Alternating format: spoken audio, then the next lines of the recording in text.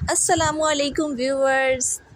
मायरी की एपिसोड एक से बढ़ के एक नज़र आ रही है क्योंकि ये ड्रामा टॉप ट्रेंडिंग पे चला गया है। डेली लगने वाला ड्रामा है और ये बहुत ही ज़बरदस्त ड्रामा है। पिछले एपिसोड में जैसा कि आप लोगों ने भी देखा और मैंने भी देखा कि फ़ाहिर का जो है राज फाश हो जाता है कि वो आमना से बातें करता है और उसके अब्बा जी को बहुत ज़्यादा गुस्सा आ जाता है इस बात पे, क्योंकि ये उसने छुपाया हुआ होता है सबसे और उसको थप्पड़ पड़ता है एक।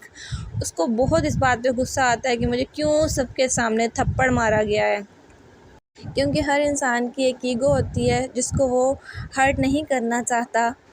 और उसकी ईगो पे जब बात आई तो उसने कहा, उसकी बात किसी ने भी नहीं सुनी, घर वालों ने, उसकी अम्मा ने उसको बहुत रोकने की कोशिश की लेकिन फ़ाहिर था कि किसी की बात सुनने को तैयार ही नहीं था और चला गया, वो घर से बाहर निकल गया।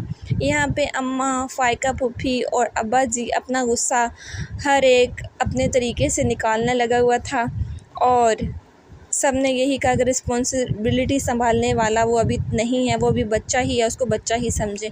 फ़ाहिर गाड़ी लेके आ चुका था बाहर और यहाँ पे साहिल समुंदर के पास आके चीखने चिल्लाने लग गया कि मेरी कोई बात सुनने वाला है ही नहीं, मेरी कोई बात सुनता ही नहीं है, मैं किसको सुनाऊँ अपनी बातें। इसीलिए तो आमना से बात करता था कि वो मेरी बात सुनती थी और मुझे अंडरस्टैंड करती थी, बट अब आप लोगों ने वो भी मुझसे छीन लिया क्योंकि एनी को तो ये बात पसंद ही नहीं थी। अब तो ये शादीशुदा हो चुका था और वाकई इसको आमना से बातें नहीं करनी चाहिए थी, लेकिन ये बात किसी को समझ आ ही नहीं रही थी। यहाँ पे उसकी एनी की माँ भी उसको यही समझाती है कि तुमने राज क्यों नहीं रखा अपने हस्बैंड का, या तो हमें बताती, इतने बात बड़ों के सामने लेके आने की क्या ज़रूरत थी, अंदर अंदर ही बात रखती और समझाने बुझाने की उसको कोशिश करते तो वो समझ ही जाता आखिरकार। लेकिन नहीं, ऐसा नहीं हुआ।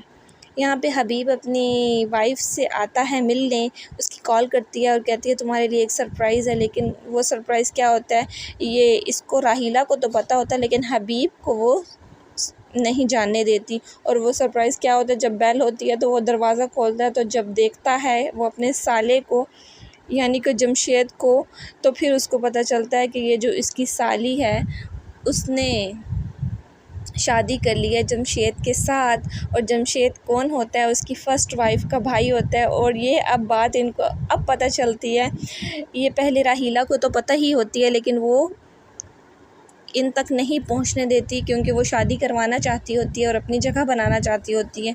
लेकिन ये बात अब सबके सामने आ चुकी होती है और हबीब बहुत ज़्यादा डांटता है कि ये तुमने क्या कर दिया। अब आयशा कैसे एक्सेप्ट करेगी इस बात को, ये भी रोती धोती है कि क्या मेरी किस्मत ही ख़राब थी। ड्रामेबाजियाँ यहाँ पे शुरू हो जाती हैं।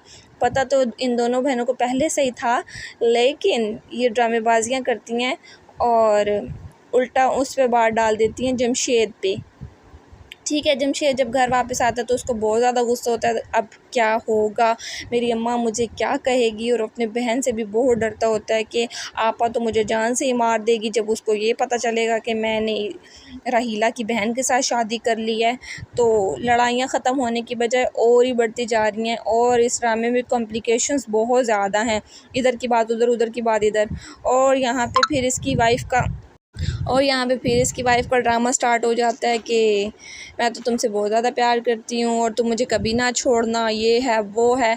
अपनी बातों में वो उसको उलझा देती है और बस जमशेद तो पहले ही यही चाहता है कि उसको कोई ऐसी मीठी बातें करने वाली औरत मिलनी चाहिए और वो उसको मिल चुकी थी और ये कभी भी नहीं इसको छोड़ेगा। मेरा ख़्याल तो यही है कि घर वाले इसको कभी नहीं निकाल सकेंगे। फ़ायका फुप्पी जो कि फ़साद की है जड़, उसको अपनी पड़ी रहती है हर टाइम और फराज साहब की पड़ी रहती है कि उसको मैं घर में जगह बना दूं और ये वो। और वो जो अम्मा को भी यही समझा रही होती है कि अब मैं आ गई हूँ तो सबको सेटल कर लूँगी, लेकिन वो सबको सेटल करने की बजाय बिगाड़ रही होती है, उल्टा सारे मामलात को ख़राब करने पर तुली हुई होती है।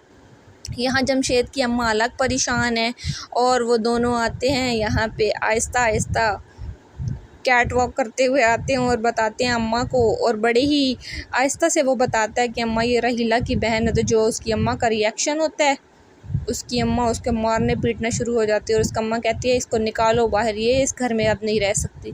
लेकिन ये तो था जमशेद आगे से जो बदल चुका था, अपने ख़यालात को भी और अपनी अम्मा को भी भूल चुका था और अपनी आपा की बातों को भी और उसके आंसू को भी भूल चुका था। तो ये अपनी बीवी की साइड लेना स्टार्ट हो गया। वो कहता है मैं तो इसके बगैर कभी भी नहीं रह सकता और इसको कोई भी बाहर नहीं निकाल सकता। अगर ये बाहर जाएगा तो मैं भी इस घर से चला जाऊंगा इसके साथ ही। तो वो इमोशनल ब्लैकमेलिंग करता है अम्मा को और अम्मा उसकी बातों में आती तो नहीं है पहले, लेकिन आना ही उसको पड़ेगा क्योंकि वो जमशेद को नहीं छोड़ सकती, प्यार करती है ना जमशेद से। यहाँ पे हबीब भी आयशा को बताता है कि वो राहीला की बहन निकली तुम्हारी जो भाभी है। सो आयशा भी बहुत ज़्यादा अपसेट हो जाती है कि मेरे साथ ऐसा ही होता है हर दफ़ा, पहले मैंने इतनी मुसीबतें झेली हैं और अब फिर मेरे ऊपर मुसीबतें आ रही हैं, तो मैं क्या करूँ तो क्या करूँ। वो सारा इल्ज़ाम हबीब को दे देती है कि तुम्हें तो पता ही होगा इस बात का यकीनन और तुमने नहीं बताया और तुमने जानबूझकर ये शादी करवाई।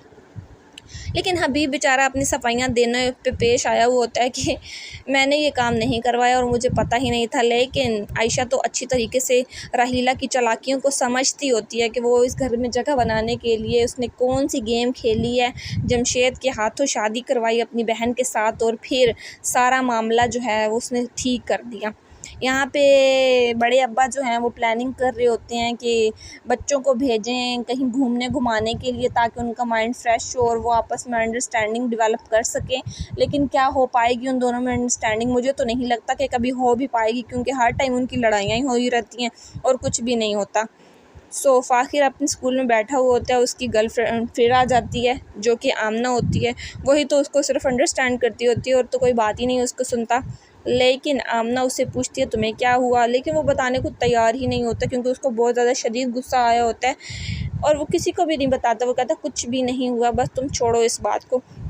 लेकिन बहुत ज़्यादा इसरार करने पे वो आखिर बता ही देता है कि जो एनी है और तुम्हारी वजह से उसने तुम्हें और मुझे बात करते हुए देख लिया, तुम्हारी कॉल आ रही थी मेरे मोबाइल पे और उसने घर में जो फसाद बर्पा किया सबके सामने उसने सारी मेरी बातें खोल खाल के रख दी। लेकिन ये आमना कहती है कि मैं तो तुम्हारी सिर्फ फ्रेंड हूँ, तो उसको समझा दो। यहाँ पे अब आयशा भी बहुत ज़्यादा रोती है, चिल्लाती है कि मेरी किस्मत ही ख़राब है, क्या मेरे साथ ही सिर्फ ऐसा होना है, और बता रही होती है भाभी को। लेकिन अब क्या हो सकता है, अब तो जो होना था वो हो चुका। एनी अपनी पढ़ाई कर रही होती है, फ़ाखिर आता है, फ़ाखिर उसको कहता है आपके मैं तुम्हारा भी कोई राज नहीं रखूँगा, जिस तरह तुमने मेरे साथ किया है ना, अब तुम ये उम्मीद भी मत रखना कि तुम्हारी और मेरी बन पाएगी। इस वजह से अब तुम अपने राह लो और मैं अपने राह लूँ। थोड़ा सा एहसास तो होता है एनी को, लेकिन फिर वो ख़ामोशी से सुनती रहती है फ़ाखिर की बातें। ख़ामोशी से सुनती भी नहीं है, खैर इनके दरमियान ख़ामोशी नाम की तो कोई चीज़ है ही नहीं। आपस में ऐसे लड़ते झगड़ते हैं, वही पुरानी फ्रेंडशिप जैसे मतलब कज़न्स लड़ते हैं वैसे ही ये लड़ते हैं ऐसे आपस में। आमना को थोड़ा ख़याल आता है लेकिन फिर वो सेट हो जाती है। आयशा जो है वो पहुंच जाती है अपनी अम्मा के घर और अपने भाई को कहती है कि तुम उसको निकालो, तुम्हें कैसे मेरी वो हालात भूल सकते हैं जिन हालात में मैंने बुरा गुजारा किया। लेकिन ये भी थोड़ी चालाक औरत होती है, ये उसको चाय पेश करती है आयशा को, आयशा उसको दे मारती है और सारी चाय उसके हाथ पे गिर जाती है, उसका हाथ सारा बेचारी का जल जाता है। यहाँ पे थोड़ी सी जमशेद को फिर उठा के अपनी बीवी को अंदर ले जाता है और उसको मरहम पट्टी करता है कि तुम्हारा हाथ तो जल गया, ये वो खुशामद करता है अपनी बीवी की। यहाँ पे फ़ायका पुप्पी और बड़ी भी जो होती हैं वो आपस में बातें कर रही होती हैं कि क्या बड़ी भी कहती हैं कि क्या ज़रूरत थी भाई साहब को अब इन सब बच्चों को भेजने की, पहले तो पैसे नहीं हैं उसके पास और अब ये टूर पे लगा रहा है पैसे, तो क्या पहले ही घर में इतनी किल्लत मची हुई है पैसों की, तो ये क्या हो रहा है और कुछ समझ नहीं आ रही किसी को। जमशेद अपनी बीवी को कहता है कि तुम रेस्ट करो, मेरी अम्मा बना लेगी नाश्ता। यहाँ पे अम्मा थोड़ा सा बड़बड़ाती है पहले तो, लेकिन फिर वो नाश्ता बनाने चली ही जाती है कि सब लोग बैठे तो अम्मा नाश्ता बनाए।